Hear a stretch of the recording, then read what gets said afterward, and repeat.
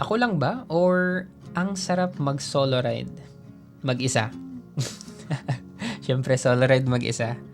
Yung tipong hindi ka nag-check ng cellphone, alam mo yung pupuntahan mo, at higit sa lahat, alam mo kung anong oras ka uuwi. yung nag-uubos ka ng oras sa, yun, kasama lang yung sarili mo. Pero hindi to excuse para hindi ka kumausap ng ibang tao. Kailangan mo pa rin i-develop yung social skills mo. Marami kang matututunan at yung mga alam mo na bagay, pwedeng yung tingin nila doon iba. And hindi mo kailangang alam lahat ng bagay kapag nakikipag-usap ka sa hindi mo kilala or kahit kanino siguro. Kasi parang magiging Jollibee ka na nun kung alam mo lahat ng bagay. Like, parang magiging one-sided na lang yung usapan nyo. Parang sabi mo, uy, alam mo ba? Kami, Batman Loop, 250 kilometers, tapos 23 hours. Grabe yung nun. Grabe, nawalan kami ng ilaw. Tapos yung mga ahon, napakahirap. Tapos, sumemplang pa. Tapos ang sasabihin nung kausap mo, uy, talaga ba? Grabe naman yan. Grabe naman yung yung puro ikaw na lang. Well, okay naman mag-share kasi kung sobrang alam mo yun, ikaw yan eh. Pero yung tipong puro ikaw na lang yung nagsasalita ng, uy, alam mo ba? Uy, tapos nung nag-ride kami ng sumemplang ulit. Uy, peace. Alam mo kung sino. Yun, two-way conversation siya. Ang iniisip ng ilan or para dun sa mga kababayan natin na introvert na kailangan mong laging may mapag-uusapan kapag bagong kilala. Yun, number 1, hindi mo kailangan laging alam lahat ng sasabihin mo kasi parang mas okay na nagtatanong ka para makapagsalita naman yung iba. Yung isa, yung mga tanong mo syempre hindi naman yung parang out of the blue na, uy, ano yung number mo sa electric fan? Ano yung favorite number mo sa aircon? For example, ito, nung isang araw, tumatakbo ako sa UP. Gusto ko lang malaman kung kaya ko ba talagang tumakbo or iba ba yung pagtakbo sa pagbabike. Short answer, oo. Iba yung pagtakbo sa pagbabike. Iba yung muscle na ginagamit sa pagtakbo. Kasi pag agad tayo on first try of running. Ayun, going back. May na-meet tayo na runner. Ganito yung nangyari bago ko siya sinubukang kausapin. Tumatakbo tayo kasama yung bike. So, meron pacing. So, parang every 3 minutes tumatakbo, tas 1 minute lakad. Ngayon, na-curious ako kasi back then, wala pa akong watch. Ito pala. Review natin soon. Wala tayong watch para maset yung interval na tinatawag. Parang 3 minutes takbo, 1 minute run, or kahit anong gusto nyong iset. Nung time na yon, para hindi agad ako malaspag or mapagod, sumasabay ako. So, okay, tumatakbo na siya. Okay, takbo rin tayo. Okay, naglalakad na siya. Okay, lakad din tayo. Ganun yung ginawa ko kasi na-curious nga tayo kung paano ba talaga tumakbo. Tinanong natin siya kung uy, ilan kilometers usually yung ginagawa mo dito sa UP? So, yun yung mga tanong na pwede mong itanong na common sa inyo parehas. Kasi tumatakbo siya, tumatakbo ka din. And yung tanong mo, hindi naman out of the blue na, ayun nga, nabanggit natin. Ano yung number ng electric fan mo? Ano yung favorite number mo sa electric fan? Ano yung favorite color mo? Yung mga bagay na pwede niyong pag-usapan in common sa kung ano yung nangyayari or kung ano yung napansin mo. Yun. Doon kayo pwede magsimulang mag-usap. Tapos, yun na yun. Two-way conversation na. As much as possible. Like, ikaw magtatanong or siya magtatanong. May sinabi ka. Uy, talaga ba? Ganun ba yung Tas share ka lang ng opinion mo ulit. Two-way yan balikan. Pag umabot kayo dun sa point na parang bored, hindi naman bored, or wala na kayong mapag-usapan, hindi mo kailangan mag-panic na, uy, ano kaya mag-isip kaya? Ano kaya pwedeng pag-usapan namin ngayon? Tahimik na kami. No need for that. In my case, kasi parang yung lalakad lang kayo, tas enjoy mo yung company ng isa't isa. Like, lakad lang talaga. Like, yun lang. Yun na yun. Hindi mo kailangan mag-isip ng topic. Kung may pupuntahan naman kayo or destination, pwedeng pauwi, ganun. Yun din. Yung sa mga siklista, ito rin, kung paano na-improve yung natin. Yung pakikipag-usap. Or parang natanggal yung hiya na kumausap ng ibang tao. Yung mga siklista, ayan, yung mga sabit-sabit ride na ginagawa natin before. Kung may nakita ko isang grupo ng siklista, tatanong ko kung saan sila pupunta. Parang, mabike sila, tapos habulin mo, bubuntot ka, hanggang sa mapansin ka, tas pag napansin ka na, tatanong mo kung saan sila pupunta. Oy sir, saan yung ride nyo? Tapos, yun na yun. Kung same yung destination nyo, edi sama ka. Or sumasama ako before kung napanood yun sa Tagaytay. And yung ibang ride natin na sabit, yung Sierra Madre Loop, hindi ko malalaman yun kung hindi ako nagtanong kung ano yung gagawin nilang ride dun sa papunta ng Marilake. Yan, na-enjoy ko na yung pakikipagdaldalan. Yan, dami ko nang nakwento Yan. To summary, hindi excuse yung pagsa-solo ride para hindi ka kumausap ng ibang tao. Kasi masayang kumausap ng ibang tao, wag lang masyadong Jollibee. Bida ang saya. Kailangan two-way siya, two-way conversation. At ito pa, isa pa sa mga sharing kung bakit kailangan kilala mo din yung sarili mo.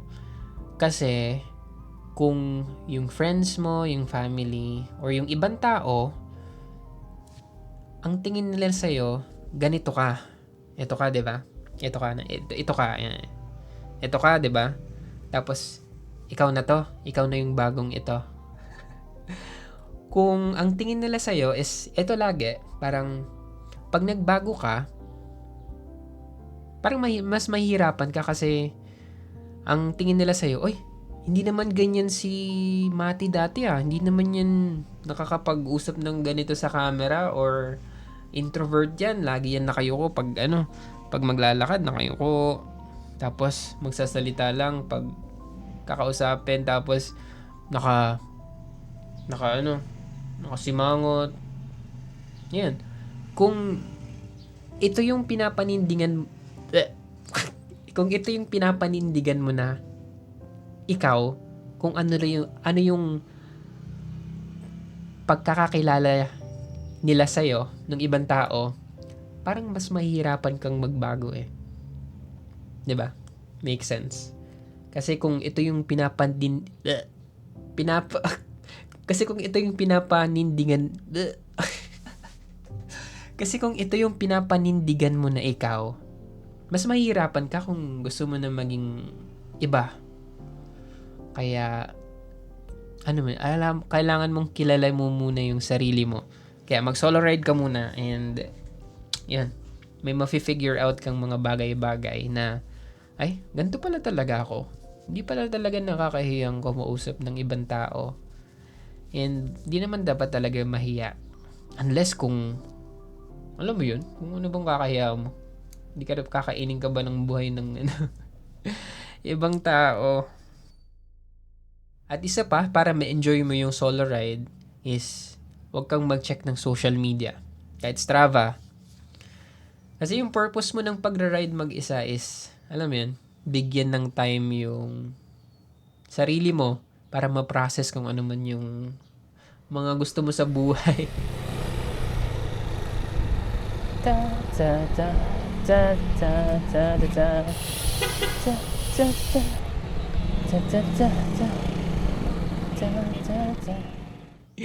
Kasi kung tingin ka ng tingin sa Facebook, sa social media, or kahit sa Strava, ng ginagawa ng ibang tao.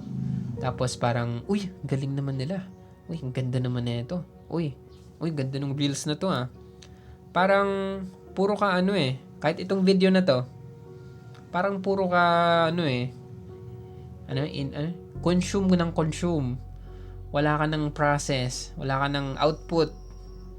So kung puro ganyan puro ganyan sa cellphone, alam mo yun, parang hindi ka na nag-iisip. In short. Pero kung gusto mag-hangout, eto, check mo yung video na to. Or, ang hirap nasa social media ka pero sasabihin mo na huwag mag-check ng cellphone. Pero kung nakita mo to, edi bawas-bawasan mo.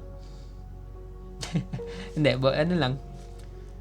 suggestion lang. Bawas-bawasan mo yung pag-consume ng social media para ma-enjoy mo yung long ride. Kasi, pag nanonood ka ng mga videos na, alam mo yung mabibilis yung cut, yung tak, tak, tak, tak, tak, tapos, yung mga cute videos o ganun, parang, natutuwa ka na Tapos, yung mga gantong mga bagay na mga, alam mo yan, hindi masyadong enjoy or walang masyadong nangyayari, di mo siya may enjoy.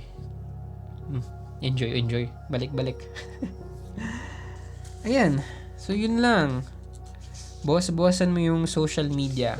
Kahit yung Strava alam mo yun, nag-aantay ka ng kudos.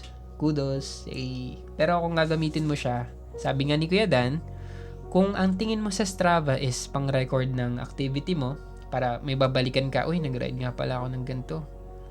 Okay yun. Pero kung nag-i-scroll ka na dun sa Strava, na parang, okay. Kudos. Okay. Kudos.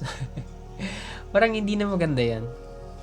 Para sa akin Yun. So, yun lang yung mga insights natin ngayon kung paano may enjoy yung solo ride. At ngayong Valentine's Day, kaya ngayong Valentine's Day, mag-solo ride ka kung wala kang i-date, Yan. Fist bump sa mga single dyan. Yan. Either sa Friday, wag ka na lang lumabas or pikit ka na lang kapag pag may makikita kang couple. Yan. So, yan. Goods. Enjoy lang natin. So, ito pa yung testament o yung proof na hindi ka forever na introvert. Yan. Okay, pag daldalang ka dito mag-isa. Kahit mag-isa ka lang. Yan. Goods. Ayos. Solid. Solid ride to. Solid. Kaya yun. So, kung kung gusto nyo ng kausap or hindi naman kausap or ka-buddy-buddy or ang hirap kasi sabihin na na kausap. Kung gusto nyo ng kausap, nandito ako sa UP mga between 1 p.m. hanggang bago mag 6 p.m. Ang hirap magsabi ng gano'n na kasi hindi ko na may enjoy yung solo ride ko kung nandun kayo. Pero pwede naman kayong maki-ride doon sa UP.